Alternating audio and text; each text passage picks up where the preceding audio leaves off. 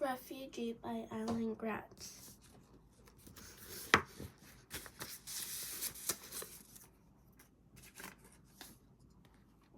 Isabel. Off the coast of Florida, 1994, 5 days from home. Isabel's mother cried out, "It's coming, it's coming." Isabel didn't know if he meant the baby or the Coast Guard ship, or both. "Paddle," Amaro cried. Isabel paddled harder. She could see the shore. She could see the beach umbrellas folded up for the night, but still stuck in the sand. Strings of lights, palm trees, more music, a salsa now. It was all close, all so close. But so was the Coast Guard ship. It bore down on them, its red light flashing, its powerful motor thrumming, water slushing from its bow. Isabel's heart hammered. It was going to catch them. They weren't going to make it. Little froze. "It's happening again," he said. What do you mean?" Isabel asked, panting. When I was a young man, I was a policeman," Little said, his eyes wild. "There was a ship full of Jews from Europe, and we sent them back. I sent them back. Sent them back to die when we could so easily have taken them in. It was a politics, but they were people, real people. I met them. I knew them by name." "I don't understand," Isabel said. "What did the grandfather's story have to do with anything?" "Paddle," Isabel's father cried. The Coast Guard boat was almost on top of them. "Don't you see?" Little said. "The Jewish people on the ship were seeking asylum just like us. They needed a place to hide from Hitler, from the Nazis. Manana. We told them, 'We'll let you in Manana.' But we never did." Little was crying now, distraught. "We sent them back to Europe and Hitler and the Holocaust, back to their deaths. How many of them died because we turned them away? Because I was just doing my job." Little Isabel didn't know what ship her grandfather was talking about, but she knew about the Holocaust from school. The millions of European Jewish who had been murdered by the Nazis. And now her grandfather was saying that a ship full of Jewish refugees had come to Cuba when they were young men, that he helped to send them away. Banana. Suddenly, Isabel understood why her grandfather had been whispering that word over and over again for days, why it haunted him. When would the Jewish be let into Cuba? Banana. When will their boat reach America? Banana. Banana had never come for the Jewish people on that ship, Isabel realized. Would Manana never come for Isabel and their family either? A calm came over Little, as though he'd come to some sort of understanding, some decision. "I see it now, sort of understand. I see it now, Shabella, all of it. The past, the present, the future. All my life, I've been waiting for things to get better, for the bright promise of Manana. But a funny thing happened while I was waiting for the world to change.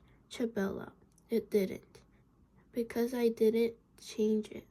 I'm not going to make the same mistake twice. Take care of your mother and baby brother for me." "Little, what are you?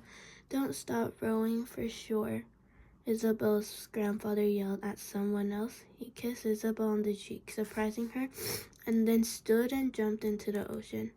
"Little," Isabel cried. "Little, Papa." Isabel's mother cried. "What's he doing?" Isabel's grandfather popped back up a few meters away, his head appearing and disappearing in the waves. "Little," Isabel cried.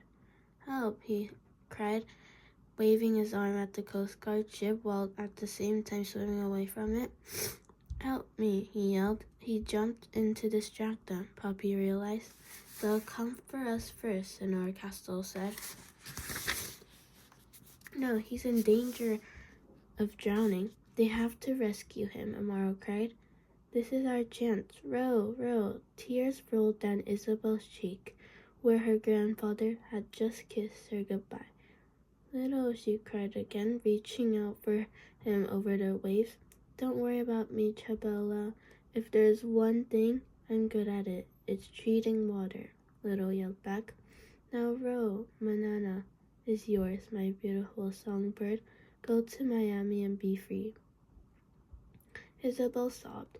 She couldn't paddle, couldn't row, couldn't do anything but watch as the Coast Guard ship veered away from their little boat and steered towards her grandfather, went to save him and send him to Guantanamo, back to Cuba. Mahmoud. Hungary, 2015, 17 days from home. They came for Mahmoud and his father, again the next morning, this time to take them to a crowded refugee camp in a cold, muddy field surrounded by a wire fence. Multicolored camping tents stood among heaps of trash and discarded clothes, and Hungarian soldiers in blue uniforms and white surgical masks guarded the entrances and exits. There was only one real building, a windowless cinder block warehouse filled with row after row of metal costs. Mahmoud and his father found Mom and Walid among the newly arrived refugees, and they shared a tearful reunion. They were each given a blanket and a bottle of water, and found costs for themselves. But when soldiers stood at one end of the room, tossing sandwiches into the crowd like zookeepers throwing food to the animals in a cage, and Mahmoud and his family didn't know enough to rush the tables to catch their lunch. Mahmoud expected his father to laugh it off, but he wasn't joking anymore. Instead, Dad sat on his cot, his face and arms purple and bruised, staring off into space, getting beaten and thrown into prison by the Hungarians had finally broken his spirit. It scared Mahmoud, of the four members of his family who were left. He was the only one who wasn't broken. His mother had snapped the moment she had handed her daughter away, and now she wandered the maze of mattresses and blankets in the detention center, asking people she had already asked if they had seen or heard of a baby named Hannah.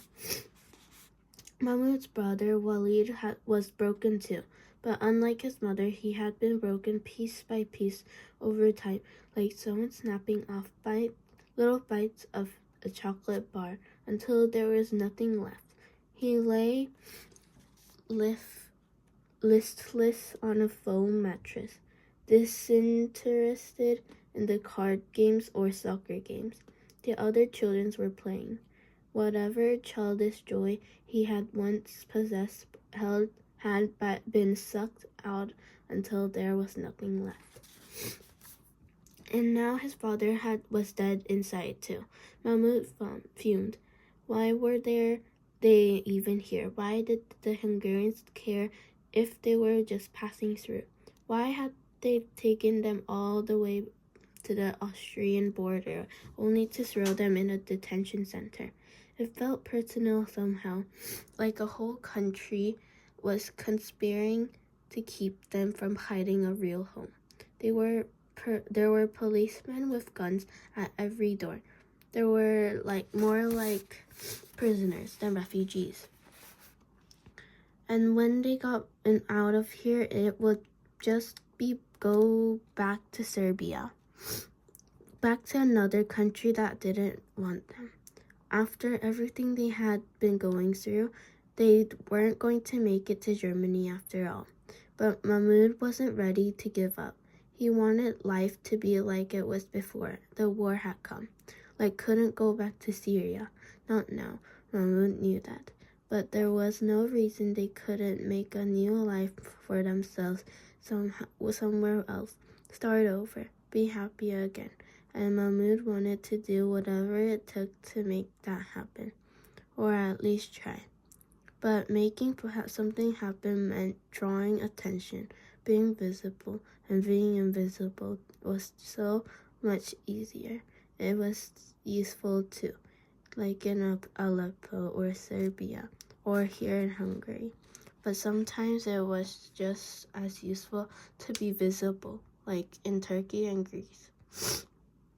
The verse was true too, though being invisible had hurt them as much as being visible had. Mahmoud frowned, and that was the real truth of it, wasn't it? Whether you were visible or invisible, it was all about how other people reacted to you. Good and bad things happened either way. If you were invisible, the bad people couldn't hurt you. That was true, but the good people couldn't help you either. If you stayed invisible, here, did everything you were supposed to and never. First time Mamu could remember. Mamu, what are you doing? I'm not staying in that place and waiting for them to send me back to Serbia. Come on, Mamu said. We're walking to Austria.